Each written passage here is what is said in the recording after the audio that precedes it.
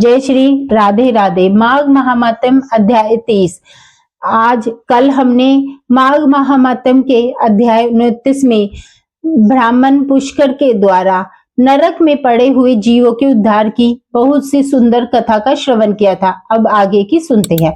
ब्राह्मण पुष्कर द्वारा नर के जीवों के उद्धार का विवरण सुनकर राजा दिलीप विशिष्ट जी से बोले, हे मन, आप इस इक्ष्वाकु वंश के धर्मात्मा हैं। आपके बारंबार नमस्कार है। माघ स्नान करने वालों के लिए कौन कौन से मुख्य तीर्थ है, उनका विस्तार के साथ वर्णन कीजिए, मैं सुनना चाहता हूँ। वशिष्ठ जी ने कहा, राजन, माघ मास आने पर बस्ती से बाहर जहां भी जल हो, जहां सब ऋषियों ने गंगा जल के समान बतलाया है, तथापि मैं तुमसे विशेषता माघ स्नान के लिए मुख्य मुख्य तीर्थों का वर्णन करता हूँ। पहला है तीर्थराज प्रयाग। यह बहुत विख्यात तीर्थ है। प्रयाग सब तीर्थों में कामना की पूर्ति करने वाला तथा धर्म, अर्थ, काम, मोक्ष चारों पुरुषार्थों को देने वाला है। इसके सिवा नैमिषारण्य, कुरुक्षेत्र, हरिद्वार, उज्जैन, सरयू, यमुना, द्वारिका, यमुनावती, सरस्वती और समुद्र का संगम, गंगा सागर संगम, कांची, कयंतम तीर्थ, सप्त गोदावरी तट, कालंजे प्रभाव, बद्रिकाश्रम, महालय, ओंकार क्षेत्र, पुरुषोत्तम क्षेत्र, जगन्नाथपुरी, गोकर्ण, भृगुकर्ण, भृगतंग, पुष्कर, भृगबंद्रा, कावेरी, कृष्णा, वेणी, नर्मदा, स्वर्णमुखी तथा वेदवती नदी, ये सभी माघ मास में स्नान करने के लिए मुख्य तीर्थ है। गया नामक जो तीर्थ है सिर्फ पितरों की तृप्ति और हितकर है। ये पुण्य का विराजमान तीर्थ है जिनका मैंने तुमसे वर्णन किया है। राजन, अब मानस तीर्थ बतलाता हूँ, सुनो। उनमें भली भांति स्नान करने से मनुष्य परम गति को प्राप्त होता है। सप्त तीर्थ, क्षमा तीर्थ, इंद्रिया निग्रह तीर्थ, सर्वभूत दया तीर्थ, सरलता तीर्थ, दान तीर्थ, गम तीर्थ, संतोष तीर्थ, ब्रह्मचार्य तीर्थ, नियम तीर्थ, मंत्र जप तीर्थ, प्रिय भाषण तीर्थ, ज्ञान तीर्थ, धैर्य तीर्थ, अहिंसा तीर्थ, आपमति तीर्थ, ध्यान तीर्थ, शुद्ध स्मरण तीर्थ, ये सभी मानस तीर्थ है। मन की शुद्धि सब तीर्थों से उत्तम तीर्थ है। शरीर से जल में डुबकी लगा लेना ही स्नान नहीं कहलाता। जिस मन और इंद्रियों के संगम में स्नान किया है, वास्तव में उसी का स्नान सफल है, क्योंकि वह पवित्र और स्नेह युक्त चित्त वाला माना गया है। जो लोभी, चुगलखोर, क्रूर, दंभी और विषय लोलुप है, वह संपूर्ण तीर्थों में स्नान करके भी पापी और मलिन ही बने रहते हैं। केवल शरीर के मैल छुड़ाने से मनुष्य निर्मल नहीं होता, मन की मैल धुलने पर ही वह अत्यंत निर्मल होता है। जब जब जीव जल में जन्म लेते हैं और उसी में मर जाते हैं, किंतु उसी लिए स्वर्ग में नहीं जाते, क्योंकि उनके मन के मैल नहीं धुलते।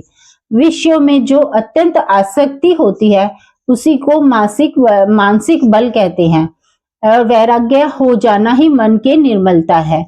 दान, यज्ञ, तपस्या, बाहर भीतर की शुद्धि और शास्त्र ज्ञान भी तीर्थ ही है। यदि अंतकरण का भाव निर्मल हो तो ये सब के सब तीर्थ है। जिसने इंद्रियां समुदाय को काबू में कर लिया, वह मनुष्य जहां जहां निवास करता है, वहीं वहीं उसके लिए कुरुक्षेत्र, नैमिषारण्य और पुष्कर आदि तीर्थ प्रस्तुत है। जो ज्ञान से पवित्र, ध्यान रूपी जल से परिपूर्ण, राग द्वेष रूपी मल को धो लेने वाला है, ऐसे मानस तीर्थ में जो स्नान करता है, वो परम गति को प्राप्त होता है। राजन, यह मैंने तुम्हें मानस तीर्थ का लक्षण बतलाया है। अब अगले तीर्थ की पवित्रता का कारण सुनो। जैसे शरीर के कुछ भाग परम पवित्र माने गए हैं, उसी प्रकार तुलसी के भी कुछ स्थान अत्यंत पुण्यमय माने गए हैं। भूमि के अद्भुत प्रभाव, जल की शक्ति, मुनियों के अनुग्रह पूर्वक निवास से तीर्थों को पवित्र बतलाया गया है। इसलिए भौम और मानस सभी तीर्थों में नित्य स्नान करता है, वह परम गति को प्राप्त होता है। प्रचुर दक्षिणा वाले अग्निहोष्टक आदि यज्ञों से यजन करके भी मनुष्य उस फल को नहीं पाता जो उसे तीर्थों में जाने से प्राप्त होता है।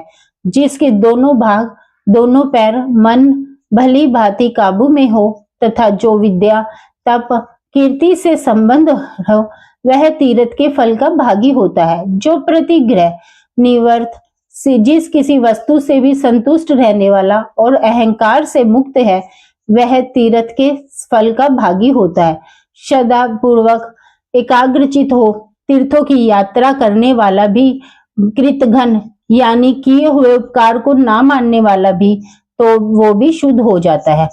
फिर शुद्ध जो कर्म करता है उसकी तो बात ही क्या है, वह मनुष्य पशु पक्षियों की योनि में नहीं पड़ता, बुरे देश में जन्म नहीं लेता, दुख का भागी नहीं होता, स्वर्ग लोक में जाता और मोक्ष का उपाय भी प्राप्त कर लेता है। ऐसा अश्रद्धालु का पात्मा, नास्तिक, संचयात्मा और केवल युक्तिवाद का सहारा लेने वाला, ये 5 प्रकार के मनुष्य तीर्थ फल के भागीदार नहीं होते। ये शास्त्रोक्त तीर्थ में विधि पूर्वक विचरते हैं और सब प्रकार के द्वंद्वों को स्वयं करते हैं। वे धीर मनुष्य स्वर्ग लोक में जाते हैं। तीर्थ में अर्थ वाहन के बिना ही श्राद्ध करना चाहिए, श्राद्ध के योग्य काल हो या ना हो। तीर्थ में बिना विलंब किए श्राद्ध तर्पण करना उचित है, उसमें विघ्न नहीं डालना चाहिए। अन्य कार्यों के प्रसंग से भी तीर्थ पहुंच जाने पर स्थान पे स्नान करना चाहिए। ऐसा करने से तीर्थ यात्रा का ही नहीं परंतु तीर्थ यात्रा का फल जरूर मिलता है। तीर्थ में नहाने से मनुष्य के पाप को शांति मिलती है। जिनका हृदय शुद्ध है उन मनुष्य को तीर्थ शास्त्रों के फल प्रदान करने वाला होता है। जो दूसरों के लिए तीर्थ यात्रा करता है वह भी उनके पुण्य का 16वां अंश प्राप्त कर लेता है। कुछ की प्रतिमा बनाकर तीर्थ के जल में स्नान करवा दे, जिसके उद्देश्य से उस प्रतिमा को स्नान कराया जाता है, वह पुरुष तीर्थ स्नान के पुण्य का 8वां भाग प्राप्त करता है। तीर्थ में जाकर उपवास करना, सिर के बालों का मुंडन कराना चाहिए।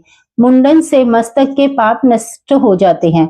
जिस दिन तीर्थ में पहुंचे उसके पहले दिन उपवास करे, दूसरे दिन श्राद्ध एवं दान करे। तीर्थ के प्रसंग में मैंने श्राद्ध को भी तीर्थ बतलाया। ये स्वर्ग का साधन तो है ही, मोक्ष का प्राप्ति का भी उपाय है। इस प्रकार नियम का आश्रय ले माघ मास के व्रत ग्रहण करने चाहिए और उस समय ऐसे ही तीर्थ यात्रा करनी चाहिए। माघ मास में स्नान करने वाला पुरुष सब जगह कुछ ना कुछ दान अवश्य करे। बेर केला, आंवले का फल, सेर भर घी, सेर भर तिल, पान, 16 सेर चावल, कुहाड़ा और खिचड़ी, ये 9 वस्तुएं प्रतिदिन ब्राह्मण को दान देनी चाहिए। जिस किसी प्रकार हो सके माघ मास को व्यर्थ नहीं जाने देना चाहिए। किंचित सूर्य उदय होते होते माघ स्नान करना चाहिए तथा माघ स्नान करने वाले पुरुष को यथाशक्ति शौच, संतोष आदि नियमों का पालन करना चाहिए।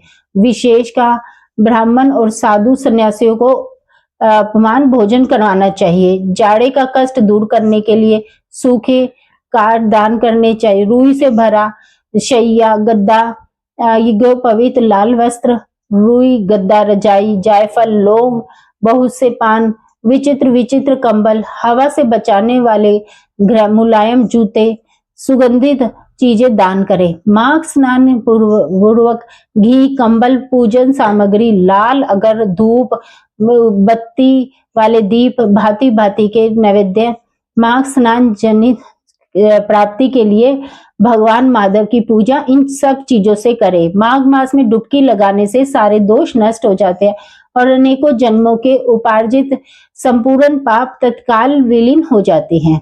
यह माघ स्नान मंगल का साधन है। यही वास्तव में उपार्जन है हमारे जीवन का और यही जीवन का फल है। बोलो, माघ स्नान मनुष्य का कौन कौन सा कार्य सिद्ध नहीं कर सकता। माघ स्नान पुत्र, मित्र, राज्य, स्वर्ग, धन तथा मोक्ष का भी देने वाला है। माघ महात्म्य अध्याय 30 समाप्तम। प्रेम से मन से जाप करते रहिए। हरे कृष्णा कृष्णा कृष्णा हरे हरे, हरे Ram Ram Ram Hare Hare. Please in videos को ज्यादा से ज्यादा शेयर कीजिए क्योंकि हमें सनातन धर्म को बढ़ाना है। और ज्यादा से ज्यादा नाम जप करिए, क्योंकि नाम जप से ही बल, भुक्ति, शक्ति सब चीजें पाई जा सकती है, तो इसीलिए। और अगर आप चैनल पर नए हैं तो प्लीज चैनल को सब्सक्राइब जरूर करें और बेल आइकन को जरूर दबाएं। धन्यवाद। जय श्री राधे राधे।